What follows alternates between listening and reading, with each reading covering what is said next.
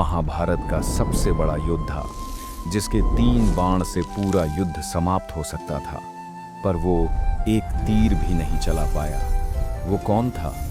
उसका नाम था बर्बरीक, आज के खाटू श्याम जी। ये कहानी सिर्फ वीरता की नहीं, ये कहानी है बलिदान, भक्ति और उस आशीर्वाद की जिसकी वजह से आज लाखों लोग खाटू श्याम जी को हारे का सहारा कहते हैं। चलिए शुरू करते हैं बर्बरीक की अद्भुत कथा।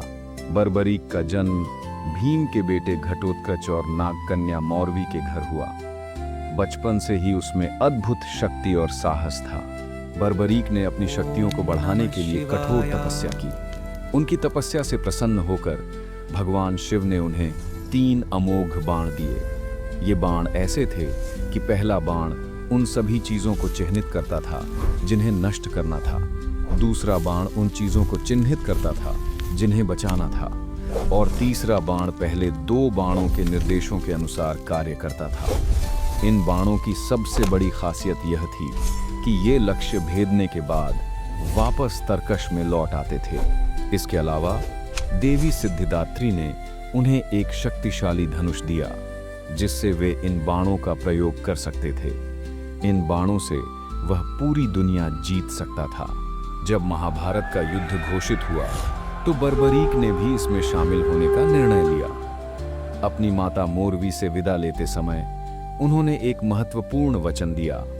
वह युद्ध में केवल उसी पक्ष का साथ देंगे जो कमजोर होगा और हार रहा होगा।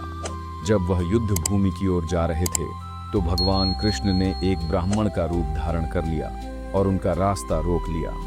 कृष्ण ने उनका उपहास करते हुए पूछा कि वे सिर्फ 3 बाण लेकर युद्ध लड़ने क्यों जा रहे हैं, जबकि अन्य योद्धाओं के पास अस्त्र शस्त्रों का विशाल भंडार है। बर्बरीक बोला, मेरे सिर्फ 3 बाण ही काफी हैं। बर्बरीक ने कृष्ण को अपनी शक्तियों के बारे में बताया कि उनके 3 बाण ही पूरे युद्ध को समाप्त करने के लिए काफी हैं। यह सुनकर कृष्ण ने उनकी परीक्षा लेने का निश्चय किया। उन्होंने बर्बरीक से एक पीपल के पेड़ के सभी पत्तों को एक ही बाण से भेदने को कहा। कृष्ण ने चतुराई से एक पत्ता अपने पैर के नीचे छिपा लिया ताकि बर्बरीक उसे भेद न सकें। बर्बरीक ने अपनी आंखें बंद करके ध्यान लगाया और अपना पहला बाण छोड़ा। बाण ने पलक झपकते ही पेड़ के सभी पत्तों को भेद दिया। इसके बाद बाण ने कृष्ण के पैर के चारों ओर चक्कर लगाना शुरू कर दिया, क्योंकि वह उस पत्ते को भेदना चाहता था जो उनके पैर के नीचे था। कृष्ण समझ गए कि बर्बरीक की शक्ति कितनी असाधारण है। उन्होंने तुरंत अपना पैर हटा लिया और बाण ने उस छिपे हुए पत्ते को भी भेद दिया। कृष्ण समझ गए, यह योद्धा अजेय है। जब कृष्ण ने बर्बरीक से उनके वचन के बारे में पूछा कि वे किस पक्ष की ओर से लड़ेंगे, तो बर्बरीक ने फिर से अपने वचन को दोहराया। कृष्ण जानते थे कि अगर वह युद्ध में गए तो कौरव सेना कमजोर पड़ने पर बर्बरीक उनका साथ देंगे। इससे कौरवों की जीत हो जाती और पांडवों की हार। यह धर्म की स्थापना के उद्देश्य के खिलाफ था। तब कृष्ण ने बर्बरीक से सबसे बड़ा दान मांगा, उनका सिर। कृष्ण ने उन्हें समझाया कि युद्ध शुरू होने से पहले किसी महान योद्धा के बलिदान की आवश्यकता है ताकि धर्म की विजय हो सके। बर्बरीक ने बिना किसी हिचकिचाहट के यह दान देने का निर्णय लिया। उसने कृष्ण के असली रूप को पहचान लिया था और उनसे एक अंतिम इच्छा प्रकट की। वह अपनी आंखों से महाभारत का पूरा युद्ध देखना चाहते थे। कृष्ण ने उनकी इच्छा को पूरा किया। बर्बरीक ने अपने सिर को अपने हाथों से काटकर कृष्ण को सौंप दिया। कृष्ण ने उनके कटे हुए सिर को एक ऊंची पहाड़ी पर स्थापित कर दिया, जहां से वह पूरे युद्ध को देख सकते थे। महाभारत का युद्ध समाप्त होने के बाद पांडवों के बीच इस बात पर बहस होने लगी कि सबसे बड़ा योद्धा कौन था और युद्ध की जीत का श्रेय किसे मिलना चाहिए। कृष्ण ने उन्हें बर्बरीक से पूछने की सलाह दी, क्योंकि उन्होंने पूरा युद्ध देखा था। जब पांडवों ने बर्बरीक से पूछा तो बर्बरीक ने उत्तर दिया, मैंने देखा कि युद्ध में असली वीरता केवल श्री कृष्ण की थी। उन्हीं की योजना, नीति और सुदर्शन चक्र के कारण ही पांडव विजयी हुए। बर्बरीक ने बताया कि युद्ध की जीत का श्रेय केवल भगवान कृष्ण को जाता है, जो युद्ध का संचालन कर रहे थे।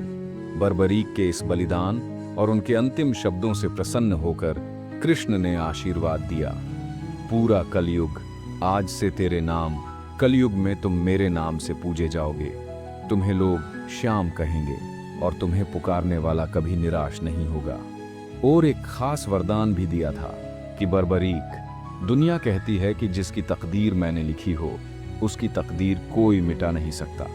अगर मैंने किसकी तकदीर में अगर दुख लिख दिया तो वह दुख ही उठाएगा, वो कभी सुखी नहीं होगा, क्योंकि मैंने उसकी तकदीर में दुख लिखा है। लेकिन आज मैं तुझे एक स्पेशल अधिकार देता हूं कि कलयुग में जिसकी तकदीर में मैंने दुख लिख दिया, संकट लिख दिया, तकलीफ लिख दी, अगर गलती से उसने तेरी चौखट पे आकर तेरे सामने सिर रख दिया तो तेरी चौखट पे मेरा लिखा हुआ भी बदलेगा। इसीलिए उनको हारे का सहारा खाटू श्याम हमारा कहा जाता है। आज राजस्थान के सीकर जिले में खाटू श्याम जी का प्रसिद्ध मंदिर है, जहां लाखों भक्त उन्हें भगवान कृष्ण के एक रूप के रूप में पूजते हैं। बर्बरीक की कहानी हमें सिखाती है कि वचनबद्धता, बलिदान और निस्वार्थ भक्ति किसी भी भौतिक शक्ति से अधिक शक्तिशाली होती है। दोस्तों, बर्बरीक का ये बलिदान आपको कैसा लगा? अगर ये कथा आपके दिल को छू गई हो तो कमेंट में लिखें जय खाटू श्याम जी और वीडियो को शेयर करें ताकि ये कहानी ज़्यादा से ज़्यादा लोगों तक पहुंच सके।